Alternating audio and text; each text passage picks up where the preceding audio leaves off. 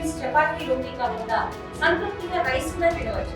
Doctor rice, sugar free rice, doctor rice, diabetic rice, sugar పెన్సని బియ్యం, doctor rice.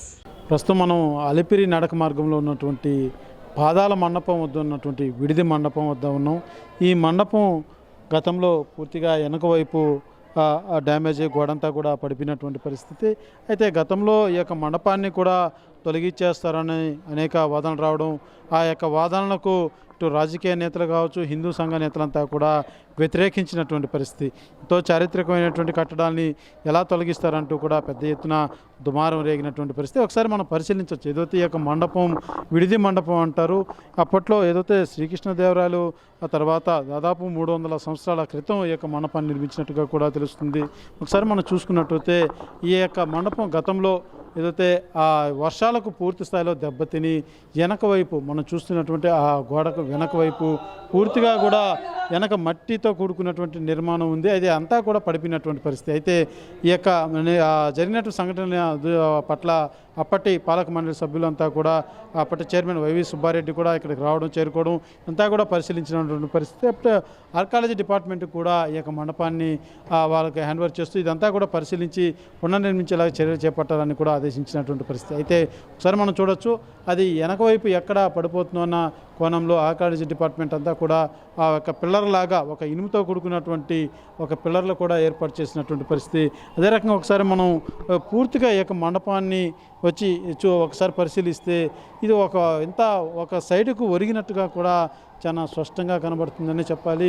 పూర్తిగా భక్తులంతా కూడా లోపలికి అలో చేయకుండా, ఎందుకంటే ప్రమాదాంశనం ఉంది కాబట్టి ఎప్పుడైనా ఏదైనా జరిగితే ఇబ్బంది పరిస్థితులు నెలకొంటాయి కాబట్టి పూర్తిగా ఎవరిని లోపల కూర్చోనియకుండా మెస్ కూడా ఏర్పాటు చేసినటువంటి పరిస్థితి. ఒకసారి మనం క్రాస్కు ఒకసారి మన కెమెరా చూసినట్టు ఆ విజువల్స్లో చూసినట్టయితే ఆ యొక్క మండపం కొద్దిగా ఏ రకంగా మనకు చాలా స్పష్టంగా కనబడుతుంది. ముందుకు వెనక్కు ఉన్నటువంటి ఆ యొక్క పిల్లర్స్ అన్నా కూడా ఆ యొక్క వీటిని చూస్తే ఏ రకంగా వాలిందో మనకు చాలా స్పష్టంగా కనబడుతుందని చెప్పాలి. అయితే ఒకసారి మనం ఈ యొక్క మండపం వెనక వైపు వెళ్ళి ఏ రకంగా గోడలు కింద పడ్డా ఏ రకంగా ఒరిగిందో ఒకసారి చూసేటువంటి ప్రయత్నం చేద్దాం. తిరుమల తిరుపతి క్షేత్రం అంటేనే చారిత్రక కట్టడాలకు, చరిత్రకు ఒక ప్రత్యేకత. ప్రస్తుతం మనం అలిపిరి ఏదైతే నడక మార్గంలో ఉన్నటువంటి పాదాల మండపం సమీపంలో ఉన్నటువంటి విడిది మండపం వద్ద ఉన్నాం. ఒకసారి మనం చూడొచ్చు, ఇది 300 సంవత్సరాల క్రితం నిర్మించినటువంటి మండపం, విడిది మండపం. వెనక పూర్తి స్థాయిలో దెబ్బతిని ఆ గోళ్ళంతా కూడా పడిపోయినటువంటి పరిస్థితి గతంలో నెలకొనింది. ఏదైతే అప్పటి బోర్డు చైర్మన్గా ఉన్నటువంటి వైవి సుబ్బారెడ్డి కావచ్చు, ధర్మారెడ్డి కావచ్చు, వీరంతా కూడా ఈ యొక్క గోడ నిర్మాణం ఆ యొక్క వర్షాలకు తడిచి కూలిపోయిన వెంటనే అప్పటి బోర్డు సభ్యులంతా కూడా ఇక్కడికి వచ్చి పరిశీలించడం జరిగింది.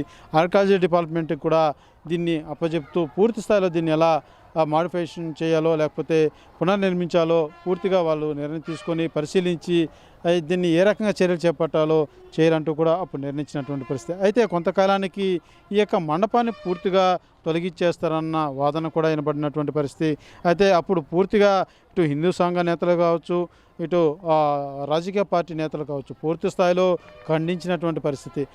శ్రీకృష్ణదేవరాయ కాలం నాటి నుంచి కూడా తిరుపతి, తిరుమల క్షేత్రాల్లో కొన్ని వేల కట్టడాలు, ఎంతో చారిత్రకమైనటువంటి కట్టడాలు, ఎంతో అద్భుత శిల్ప కలిగినటువంటి మండపాలు కూడా నిర్మించినటువంటి పరిస్థితి.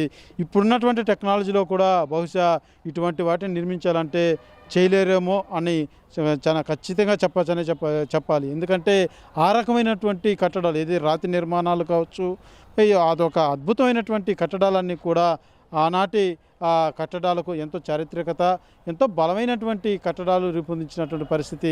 అయితే అలాంటి ఆ చారిత్రక ఆలయాలకు ఈ రకంగా బీటల బారి కూలినటువంటి పరిస్థితి నేపథ్యంలో అప్పటి నుంచి కూడా ఇప్పటి వరకు ఈ యొక్క నిర్మాణం ఏదైతే ఉందో ఈ మండపం, విడిది మండపం అలాగే ఉంచినటువంటి పరిస్థితి. ఇప్పటి వరకు కూడా దీంతో ఏ రకమైనటువంటి మార్పులు టీటీడీ తీసుకురాలేదని చెప్పాలి. అయితే అప్పటి పాలక మండలి సభ్యులు పూర్తిగా దీన్ని మాడిఫికేషన్ చేస్తామంటూ కూడా తెలియజేయడం జరిగింది. అయితే ఆర్కాలజీ డిపార్ట్మెంట్ వారు తాత్కాలికంగా ఏదైతే ఈ యొక్క మండపంలోకి నడిచి వెళ్ళేటువంటి భక్తులు ఎవరన్నా వచ్చి లోపల కూర్చుంటారన్న కోణంలో ఆలోచన విధానంతో పూర్తిగా లోపలికి ఎవరిని అలో చేయకుండా ఒక మెస్ ఏదైతే మెస్ కూడా ఏర్పాటు చేసి ఎవరిని లోపలికి అలో చేయనటువంటి పరిస్థితి. మనం వెనక పక్క మాత్రమే చూస్తున్నాం. ఒక రకంగా మనం ముందుకెళ్ళి ఒక సైడ్కి వెళ్ళి నిలబడి చూస్తే ఇక మండపం కూడా కొద్దిగా క్రాస్ అయినట్టుగా కూడా చాలా స్పష్టంగా కనబడేటువంటి పరిస్థితి. అయితే ఇటువంటి ఎంతో చరిత్ర కలిగినటువంటి కట్టడాలను పునర్నిర్మించుకోవాల్సిన అవసరం ఎంతైనా ఉంది. ఎందుకంటే భావితరాలకు ఇది ఒక నిదర్శనం.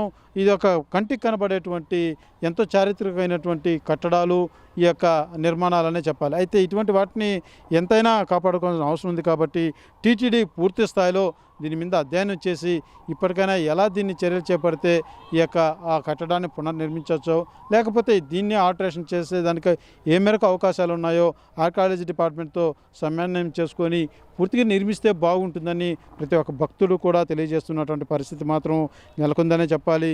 ఈ యొక్క ఏదైతే అలిపిరి మెట్ల మార్గం గుండా వెళ్ళేటువంటి ప్రతి భక్తుడు కూడా ఈ మండపాల్లో సేద తీరి తర్వాత స్వామివారి తిరుమల క్షేత్రానికి నడిచి వెళ్తూ ఉంటారు. ఎలాంటి కట్టడాలని ఎట్టయినా ఈ టీటీడీ దేవస్థానం అధికారులు పూర్తి స్థాయిలో వీటిని పునర్నిర్మిస్తే బాగుంటుంది.